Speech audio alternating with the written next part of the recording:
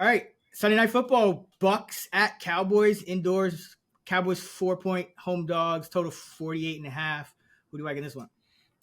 For the Bucks, give me Jalen McMillan. I know you're high on him too, but he's just been starting to heat up with back-to-back good games. So he's, the number 2 wide receiver right now. I guess we'll just call it the Chris Godwin role. Sterling Shepard was playing well, but he's been banged up. He was almost like going to get ruled out for this game. So I think McMillan's just stepping up, partly due to that. But McMillan himself was dealing with a ton of injuries before their Week 10 bye. I think this is the first time all year he's really been healthy.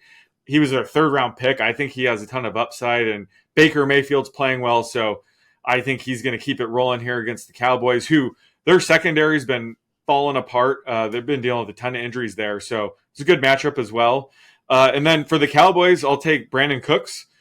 And I thought, he returned a few weeks ago. I thought they might kind of limit his playing time and give some of these younger wide receivers some looks. Tolbert, he's probably one of their wide receivers of the future. They've been kind of limiting his playing time.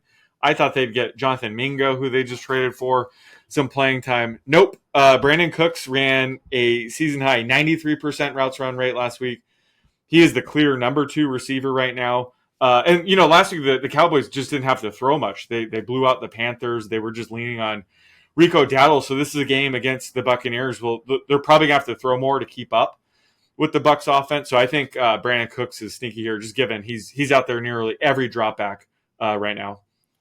Yeah, and I mean, I gotta check this, but I mean, guys like him at his age typically have contract incentives tied to snaps played and things like that. So I mean, he's barely played this year. He's only played 7 games, and he's only got 34 targets and 16 catches for 144. So I wouldn't be surprised if there are like some low hanging incentives that if he's out there playing nearly 100% of snaps, he could still reach. So with the season kind of slipped away, I would think that's why he would get such a high snap rate. That's a good point. But I got to double check that. Well, this is the time of year when we start looking at things like that. So maybe on my favorite time of year.